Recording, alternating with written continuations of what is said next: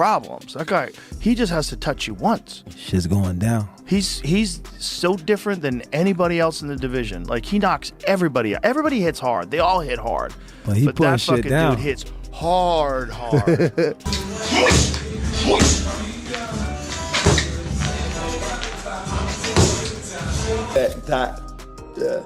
Jake Paul can come 15-20% in regards to Anthony Joshua. He's a completely different specimen. Look, you'll see what it looks like when they stand next to each other. Joe Rogan has broken his silence after seeing Anthony Joshua's new training footage for a potential fight with Jake Paul, and his reaction says everything. After watching Joshua unload vicious combinations under the guidance of elite coaches, Rogan described AJ as terrifying. He warned that Jake Paul may finally be stepping into a challenge he can't hype, talk, or market his way out of. Joshua looks sharper, faster, and more dangerous than he has in years. And Rogan believes that if Jake enters the ring unprepared, this fight could end brutally, and very quickly.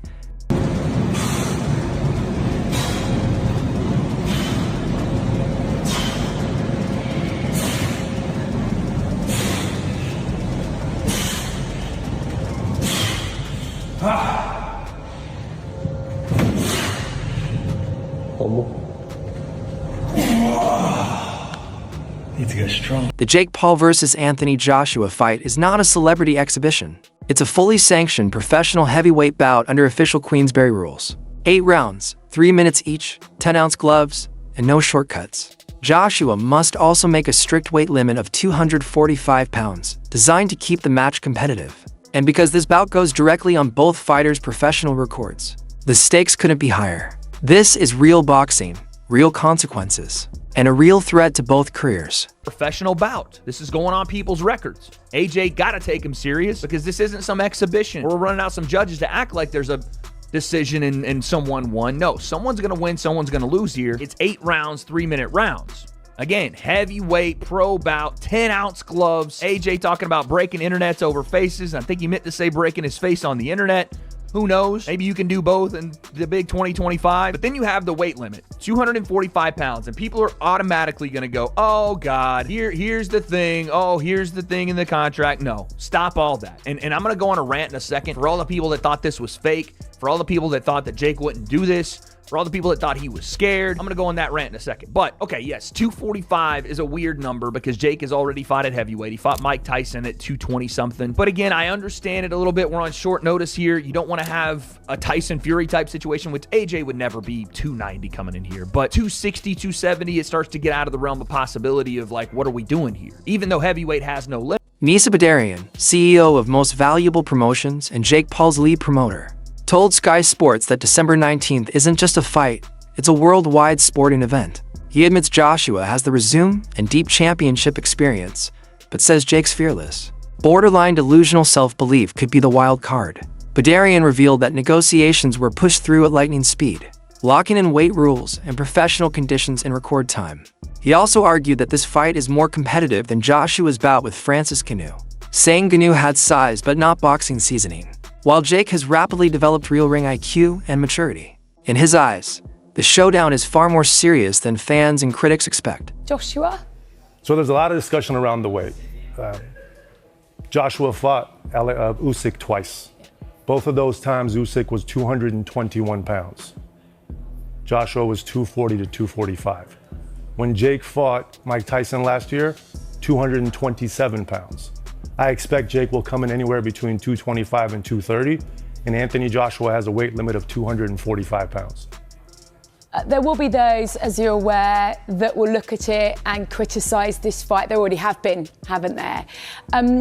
They'll say it's a real mismatch. What would you say to them? Are we going to be watching sport at its purest?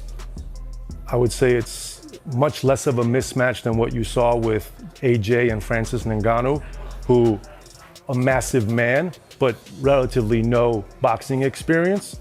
I would say it's much less of a mismatch than AJ's 9th or 10th fight against guys who've been knocked out 20 to 25 times. Given AJ's pedigree, Jake is built for this. Jake is built for the big moments. So do I think it's dangerous for Jake Paul? Absolutely. Do I think it's also dangerous for Anthony Joshua? 100%. The boxing world is warning Jake Paul. This gamble could be the biggest and most dangerous risk of his career. Former cruiserweight champion Lawrence Okolie has pointed out that Joshua's size, strength, and accuracy could make this fight physically hazardous. Meanwhile, two-time world champion David Benavidez believes Paul is stepping into a trap, facing a man who has spent years at the top fighting elite heavyweights. For many experts, Jake is entering deep waters against one of the most experienced punchers in modern boxing. And respect to Jake Paul, but that's a dangerous fight for him. He probably gets knocked out, and I'm not trying to be a hater. I'm not saying nothing bad, but Anthony Joshua is Anthony Joshua. You know, he's multiple-time champion, Olympic gold medalist. You know what I mean? The last time somebody stepped in the ring with him that didn't have that much boxing experience was Ngannou, and you've seen what happened to him. Yeah. But big respects to Jake Paul. It's gonna be a good card. You know what I mean? It's a big fight, and it's a good fight, man. I give 100% respect to Jake. Carl Froch didn't hold back, blasting Anthony Joshua for taking the fight with Jake Paul. Froch believes Joshua is essentially cashing out, choosing money over legacy. He argues that AJ has already made millions and been to the mountaintop, so this move looks like a business decision rather than a warrior's challenge. Instead of chasing top contenders, Froch feels Joshua is taking the most profitable, lowest risk option in a crossover fight that won't answer questions about his future. As a serious championship contender, believe it or not.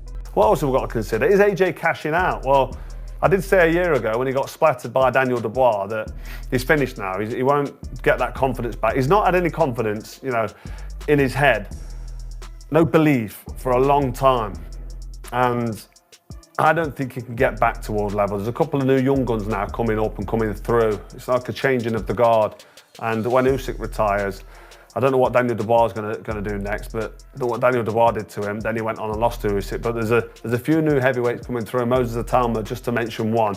And you wouldn't start putting AJ in with any of these young up-and-comers that can punch hard, because I just don't think he's got the chance, because the ambition and the desire is going to be gone. So AJ most definitely is cashing out, and you can't fault him. Fair play to him. He's going to get a massive payday, maximise his exit route by fighting fake Paul. Some fans genuinely think Jake Paul could shock the world, and they're backing him, based on one weapon, power.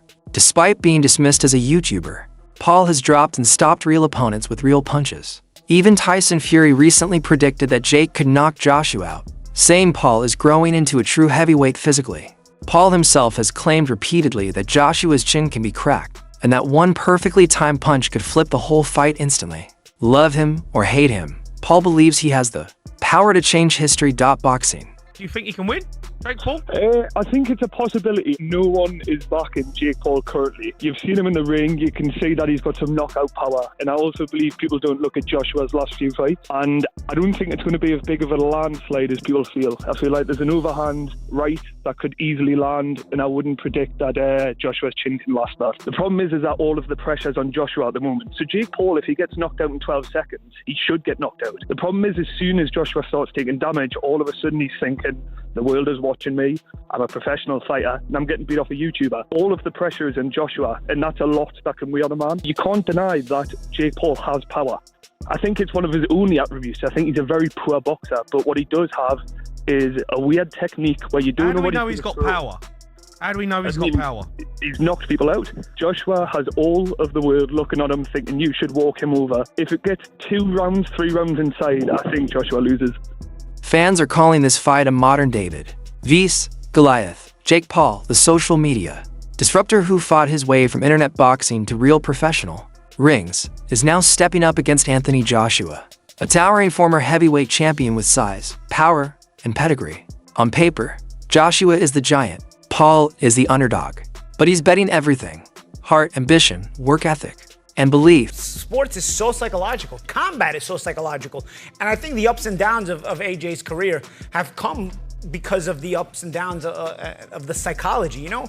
When AJ's on mentally, he's a different guy, man. I mean, I can remember early in his career just being this destroyer and just having this utter mean streak in there, and it would just come out of him when he would fight, and you could just see it. He had that it factor, and he was so popular. I mean, and then I remember being at the Ruiz fight at the Garden, and he gets hit with like this grazing shot, never recovers, and he's gone. And this is after I watched him knock out Klitschko at Wembley, getting up off the canvas, in front of a crazy crowd. So I'm like, I'm leaving the garden then. And I'm like, a lot of people have said, well, if he doesn't knock him out the way in which he knocked out Francis Ngannou, he's a sham, this is a sham, this is all rigged. A lot of people said if Jake wins, this is a sham, this is rigged. A lot of people said if he goes the distance with Jake, this is a sham, this is all rigged. Some people are saying even before it was finalized, Gareth on our show, although he folded quite quickly when he was face-to-face with Eddie at the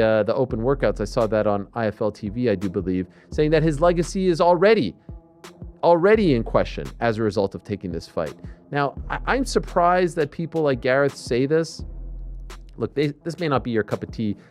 You can say, I want to see Anthony Joshua fight other heavyweights. I want to see him fight the likes of, I don't know, Joseph Parker. I want to see him fight Marvin McCauley. I want to see him fight Caballel. I want to see him fight Gile. That he can make the impossible possible in the biggest test of his boxing life. Asterisk, so what do you think?